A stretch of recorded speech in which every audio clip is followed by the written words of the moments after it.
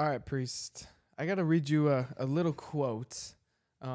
Justin the Highlight Gaethje, was just on Ariel Helwani's show, and he said this. He said, "Would I quit if Conor won and they gave him the title shot? Probably. That's how hurt I would be by the actions of this company that I represent. But that's out of my control. I really hope that doesn't happen. We can imagine a lot of things, but there's a possibility that this scenario would actually happen, and I would be devastated for sure." So Justin Gaethje is basically saying that Conor doesn't deserve the title shot. So, Priest, give me your thoughts on that. Yeah. Mixed emotions. I mean, you look at Conor, and he's obviously the biggest draw in the UFC. What else did he say? He said that it's really out of his control, but he would be very devastated if it happened. And also in another interview, I believe that he said that he would retire if that happened. Why? I don't know. He just said that he would retire. I'm surprised he wouldn't want to fight McGregor. He'd get the biggest payday he's ever had. Yeah. That doesn't make sense to me. But also, well, he's basically just saying that Conor McGregor has lost his last 2 fights. Yeah, and he gets 1 win over Michael Chandler, who has lost to Justin Gaethje. So why would Conor be deserving of the title shot? Yeah, I don't. It doesn't make sense either on that side on how he would get a title shot whenever he's been. Obviously, he had an injury back in July. We were at that fight. Doesn't really make sense on how Conor would get a title shot. I mean, yeah, he goes out there and beats Chandler. Depending on how he beats Chandler, maybe. But I think the UFC is waiting for Covington versus McGregor. I know. I don't see McGregor going back to lightweight. No, honestly, you see him in those interviews. He's so jacked now. I have a very hard time believing that he wants to make 155 again. And Kavanaugh has came out and said that he thinks that his next fight's going to be at 170. And it is. It is. Chandler said that their fight's going to be at 170. So fighting at 170 and then going back down to 155 doesn't really make sense. Yeah. So I see if he wins and he gets a title shot, it's going to be at 170. Yeah.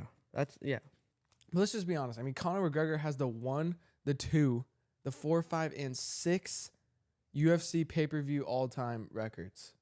Think about that. He has 5 of the top 10 UFC pay-per-view records of all time. He's the biggest draw in the sport.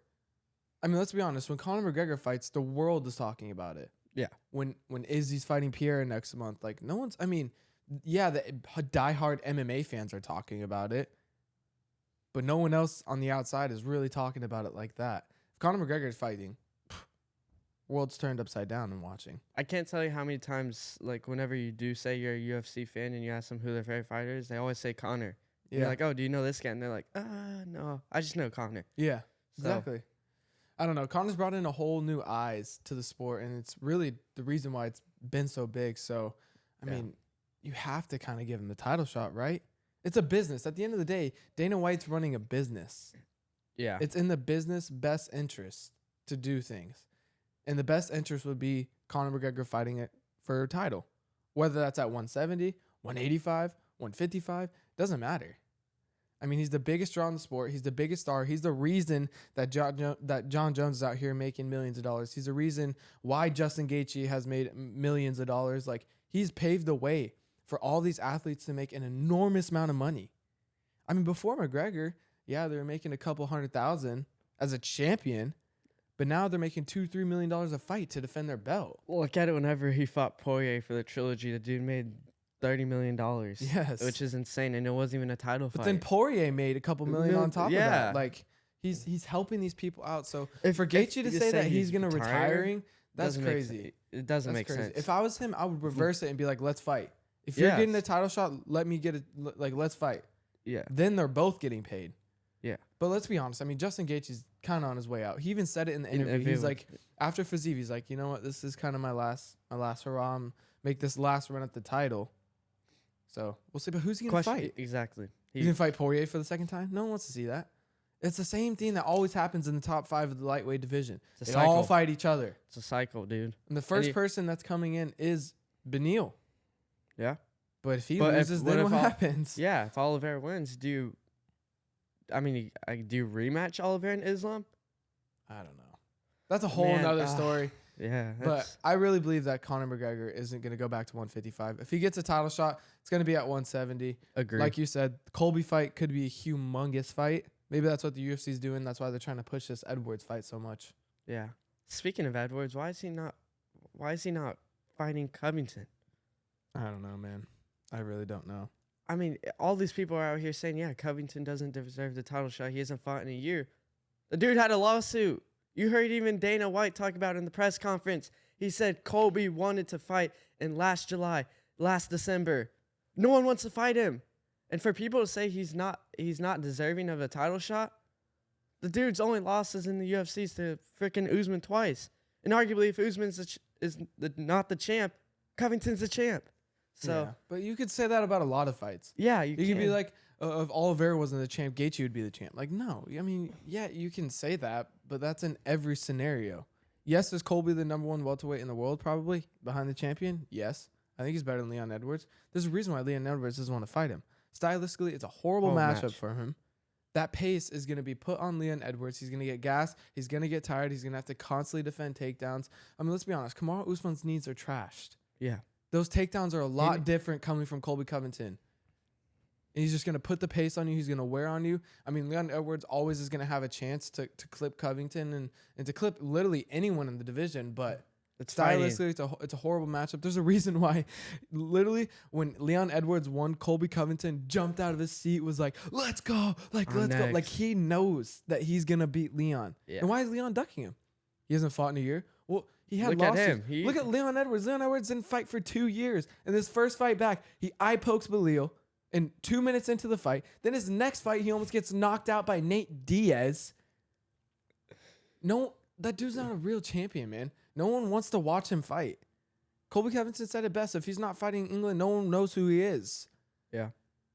He's headlined two cards. You can't say he needs to fight Masvidal because Masvidal got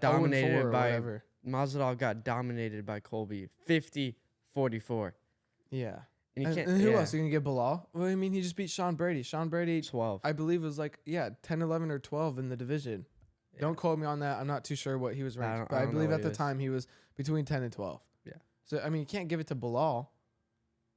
Hamzat moved up. So, who are you going to give it to? Gilbert? Gilbert's fighting Masvidal. Mm-hmm. I mean, I feel like Gilbert deserves it more than Masvidal would. Yeah, no, 1000%. Burns. I think right now, if Burns beats Masvidal, it goes Colby Burns. Probably. But then McGregor's going to throw a wrench in there because I feel like he's going to beat Chandler. Yeah, but anyways, going back to the Justin Gaethje thing, for him to say he's retiring, that's stupid. I don't know why he would not want to go chase the money. Yeah. But that would do he's on his way out anyways. Yeah. You can tell he's kind of, like Leon said about Usman, 1 foot's out the door. Yeah. I mean, one more loss and Gaethje's out anyways. So to say something like that's kind of crazy. Yeah. And I feel like that makes Dana not even want to give it to him even more. If he goes out there and beats Poirier. If he goes out there and beats, whoever to get that title shot. I think him and Poirier is the next fight to make, though. Poirier has no one to fight right now. They fought twice already. Like, I want to see some different fights.